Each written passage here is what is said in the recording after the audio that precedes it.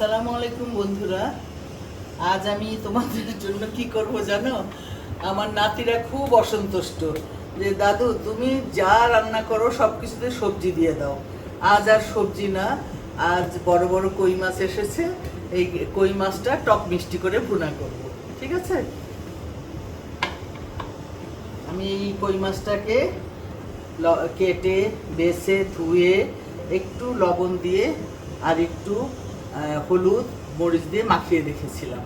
এখন এটাকে আমি একটু হালকা তেলে লালচে করে একটু ভেজে তুলব।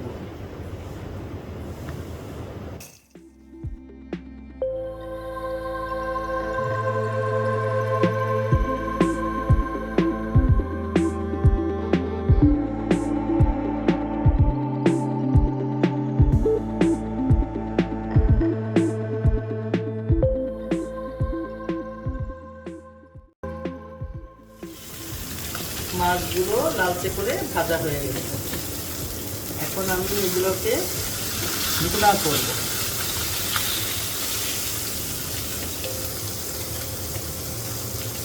আজকাল বাচ্চারা যতই চালাকি করি না কেন সবজি খাওয়ানো যায় না। এই সবজি খাওয়ানোর জন্য একটু চালাকি করেছিলাম, ওই ছোট নাতি ধরে নিচ্ছে আর মাছ খাবো না, তুমি শুধু সবজি দাও। সেই জন্য আজকে এটা ওকে খাওয়ানোর চিন্তা করে করতেছি। তোমাদের বাসাও নিশ্চয়ই বাচ্চারা আছে, আজকাল বড়রাও সবজি খেতে চায় না। এইভাবে ভুনা করে দেখো, ভালো লাগবে। যে কোনো মাছ এইভাবে ভুনা করতে পারো। এখানে দেখো আমি কি কি লাগছে: পেঁয়াজ কুচি, আদা রসুন পেস্ট, তারপরে আমি এই একটু তেঁতুল রেখেছি। এই তেঁতুলটা একটু গুলে একটু চিনি দিয়ে রাখবো। এইটাই আমার আজকের মেইন ইনগ্রিডিয়েন্টস। হ্যাঁ, এটাতে ভুনা মাছটার টেস্ট স্বাদ একটু অন্যরকম হবে। নিশ্চয়ই তোমাদের ভালো লাগবে, খেয়ে দেখো একবার করে। হ্যাঁ,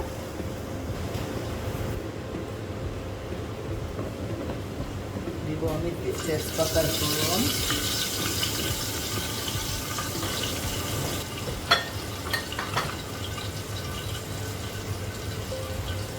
দিব একটু 1 চামচ মেথি ফোড়ন,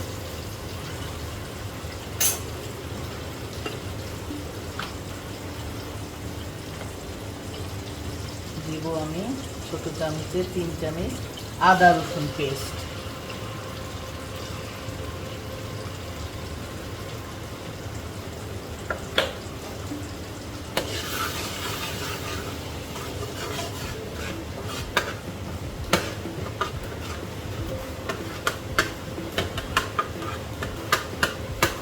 তেলের মধ্যে দিয়ে দিব আমি একটু চিনি। এমনিতেই আমি তেঁতুলের পেস্ট দিব, যেহেতু টক থাকবে, একটু মিষ্টি চিনি দিলে মিষ্টি মিষ্টি লাগবে আর কালারটা সুন্দর আসে এই চিনি দিলে একটু।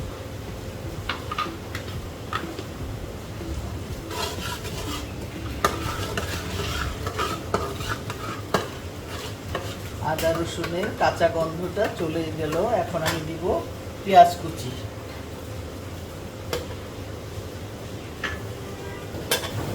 দেব আমি 1/2 চামচ হলুদ গুঁড়ো, 1/2 চামচ মরিচের গুঁড়ো, ধনিয়া দিব 1 চামচ, জিরা গুঁড়ো দিব 1/2 চামচ।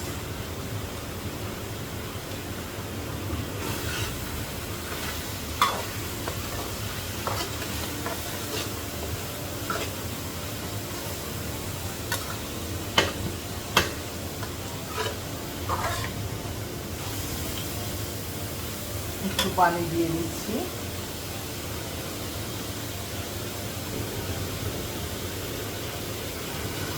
মশলাটা ভালো করে কষানো হবে।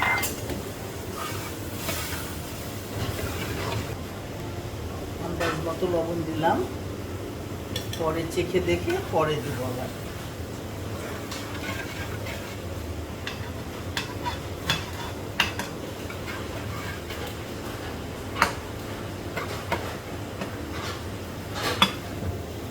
ঢেকে রাখছি যাতে মশলাটা কষানো ঠিক মতো হয়। এই ফাঁকে আমি তেঁতুলটা গুলে নিই ভালো করে।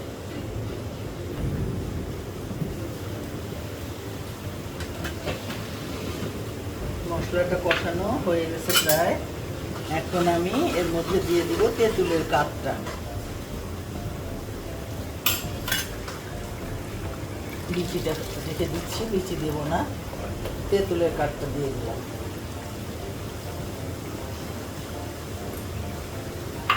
আর দিয়ে দিব কাঁচামরিচ চিড়ে।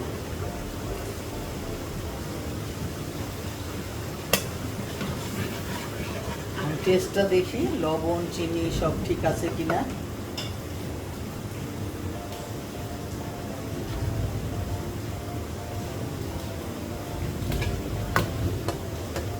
একটু চিনি লাগবে, তেঁতুলটা যথেষ্ট টক, আর একটু চিনি দিয়ে দিচ্ছি। তোমাদের স্বাদ মতো মশলা দিবে, হ্যাঁ, যে ঝাল বেশি খাও সে ঝাল বেশি দেবে। আমি যেমন আমার বাচ্চাদের জন্য নাতিদের জন্য ঝাল কম দেই, এই কাঁচামরিচের ফ্লেভারটা আমার পছন্দ, এই জন্য এইটাই বেশি দেই। গুঁড়ামরিচটা একটু কম দেই, মশলাও একটু কম দেই, তেল কম দেই, তেলও একটু কম খাওয়ার চেষ্টা করি। তোমাদের যেইভাবে মশলা দেওয়ার স্বাদ মতো মশলা দিয়ে নেবে। এখন আমি একটা একটা করে মাছ এর মধ্যে দিয়ে দেব।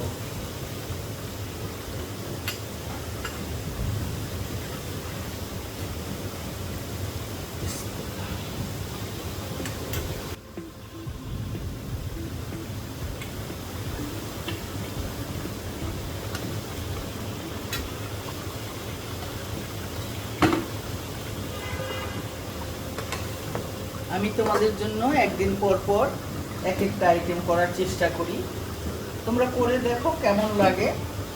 এটা আমার বিয়ের পর থেকে প্র্যাকটিস করে করে করা। বিভিন্ন জায়গায় হাজব্যান্ডের পোস্টিং ছিল, আমার বিভিন্ন জায়গায় বিভিন্ন ভাবিদের সাথে থাকতে হয়েছে, মেলামেশা করতে হয়েছে। এক একজন এক এক দেশের রান্না করেছে, যেটা আমার ভালো লেগেছে আমি ওইটাই তাদের কাছ থেকে শিখে নিয়েছি। এই রান্নায় আমার ভাবিদের হাতও অনেক আছে, এক একজনের এক এক দেশের রান্না আমার কাছে ভালো লাগলেই আমি ওইটা শিখে করেছি। কোনটা কোন দেশের রান্না আমি ঠিক বলতে পারবো না, আমার দেশের কিনা তাও আমি ঠিক মতো বলতে পারবো না, কারণ দেশের বাড়িতে তো আমরা থাকিনি। পোস্টিংয়ের চাকরি আমার আব্বারও ছিল, আমার হাজব্যান্ডেরও ছিল। আব্বারটা যেমন তখন পড়াশোনা করেছি, আমার কাজ করতে হয় নাই বা করি নাই, বাট হাজব্যান্ড তো ভোজন বিলাস ছিলেন, যার জন্য তার জন্য আমার শিখতে হতো। যখন যেখানে গিয়েছি ভাবিদের কাছ থেকে সেই আইটেমটা শিখেছি এবং করে করে হাজব্যান্ডকে খাইয়েছি। এটা আমার সব এক্সপেরিয়েন্স থেকে রান্নাগুলো করা। তোমরা করে দেখো, ভালো লাগবে। মনের মাধুরী মিশিয়ে রান্না করতে হবে, যে খাবে সে খেয়ে যেন প্রশংসা করে। হ্যাঁ, এখন আমি জাস্ট ঝোলটা শুকালে নামিয়ে নেব। হয়ে গেছে আমার কই মাছের টক মিষ্টি ভুনা। জালটা বাড়িয়ে দিই।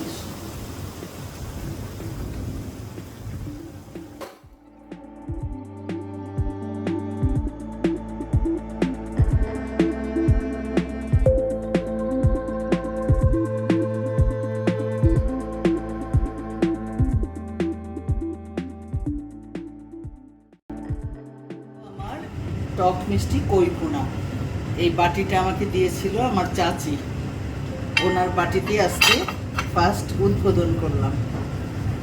Thank you deer.